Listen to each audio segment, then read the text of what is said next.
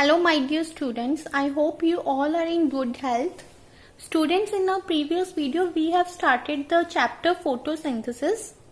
So let us again revise the definition of photosynthesis. It is the process by which the green parts of the plant, they synthesize their own food in the presence of sunlight and chlorophyll, and therefore the green plants, they are referred to as autotrophs, since they can synthesize their own food by themselves and they do not depend on other organisms for their food.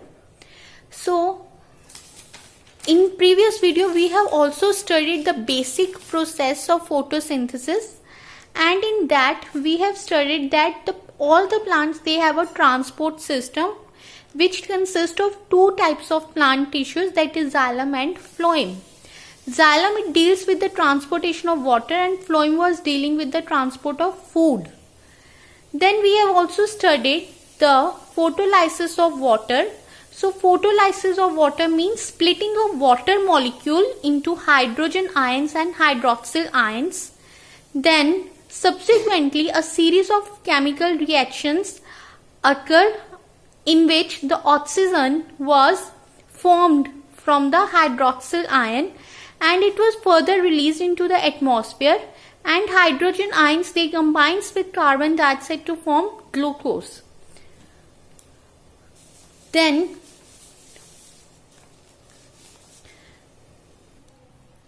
now let us see here how a leaf, it is acting as a photosynthetic organ. So what do you mean by photosynthetic organ? Means where the process of photosynthesis take place. The leaves, they have the following adaptations to carry out the photosynthesis. So we must know here the basic adaptations in leaf for photosynthesis. Number one is the leaf, they have the cells that is known as epidermis, the outer layer of leaf that is known as epidermis, and then there is a mesophyll layer. It is further formed of two types of cell, palisade parenchyma and a spongy parenchyma. This palisade parenchyma, it is a group of cells. It is a parenchyma cells which are closely spaced with each other and there is no intercellular space in them. Then there is a spongy parenchyma. In this, the cells, they have large intercellular spaces in them.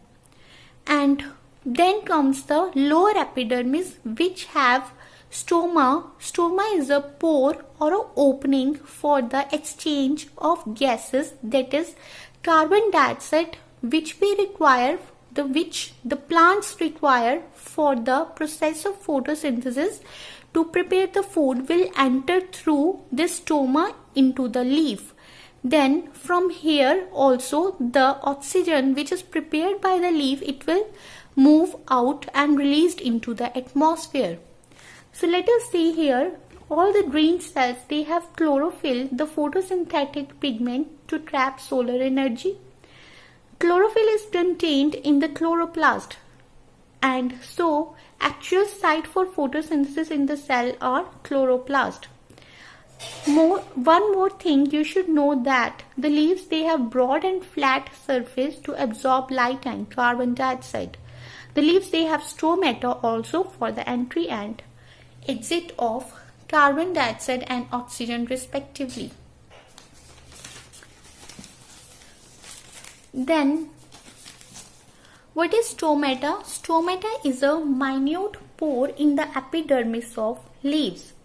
So this helps in the exchange of gases in the leaves. The guard cells. What are these guard cells? This is a stomata. This is a stroma. It is surrounded by a kidney shaped cells that is known as guard cells, and the guard cells, they are turgid, and when they are turgid, the stroma opens. So one thing you should always remember, the stroma, it opens only when the guard cells are turgid. Now what is this turgid here means? Turgid means when the guard cells, they are full of water, then the stomata will open and hence there will be gaseous exchange But at night, the water is drawn out of the guard cells and the stomata, it remains closed. So, just see here, this is a space here between the guard cells. Hence, this space, open space is known as stoma, and it is in a condition, open condition. Now here, there is no space between guard cells, and thus we consider that the stoma is closed. And the guard cells are flaccid. Flaccid means now water is not present in them. So at night, the water is drawn out of the guard cells and the stomata remain closed. Stomata, they act as a passage for carbon dioxide from atmosphere into the leaf and oxygen from leaf into the atmosphere. Now let us study what are the factors that affect the photosynthesis process. So these factors are chlorophyll, sunlight, temperature, carbon dioxide and water. Number 1, we will study about chlorophyll. What is chlorophyll? It is a green pigment which is present in the chloroplast in plants. So, the actual site for photosynthesis are the chloroplast. Therefore, the green plants, they synthesize their own food only in the presence of chlorophyll, which is very much essential component, right, for the synthesis of the glucose by the plants. Then we will study about sunlight. So, we have studied in the definition that the green plants, they prepare their food in the presence of sunlight and chlorophyll. So sun is the major source of energy for all the living organisms. Similarly, for plants also, sunlight is a major source of energy. The less light will slow down the rate of photosynthesis and bright light will destroy the chlorophyll. Now let us study about the effect of temperature on the process of photosynthesis. So here it is written, optimum temperature for photosynthesis is 20 to 30 degrees centigrade. It means the most suitable temperature for the photosynthesis process must be 20 to 30 degrees centigrade. It is slow at low temperature. When the temperature will be less, the photosynthesis process will also be less, and also slows down when the temperature is 40 degrees centigrade and above.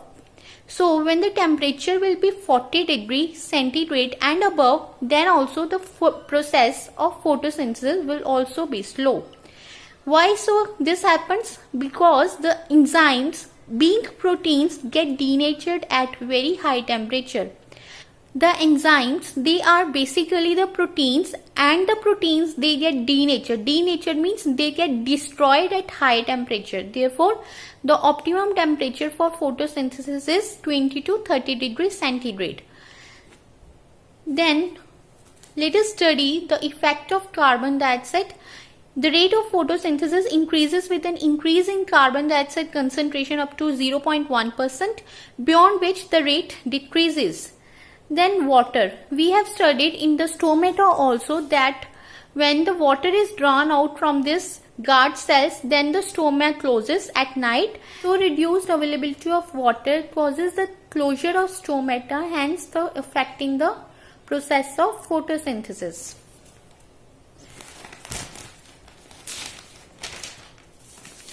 Then we will study about the significance of photosynthesis. Significance means importance of photosynthesis. The plants in the process of photosynthesis, they prepare the food, right? So it provides oxygen as well.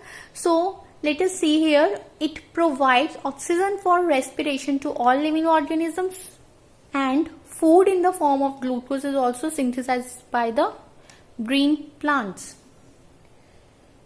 Then what is the fate of glucose? We will see here. Fate of glucose means what happens to glucose when it is synthesized in the plants. So let's see energy from glucose. Number 1 is we are getting energy from glucose.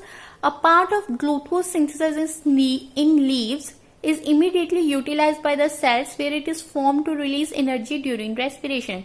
So where this glucose is synthesized in the cells, there the glucose, it is utilized immediately after its synthesis. Then It will give energy through the process of respiration. Then is starch. Some glucose is also converted to starch and sugars for storage. Then proteins and fats, they are also synthesized from glucose. And last one is glucose is soluble in water and transported to different parts of plant through phloem. This is known as translocation. We have studied in tissue chapter that phloem, it deals with the transportation of food. So here it is written glucose, since it is soluble in water, it will be transported to different parts of the plant through phloem, and this process is known as translocation. That's all for today. Take care.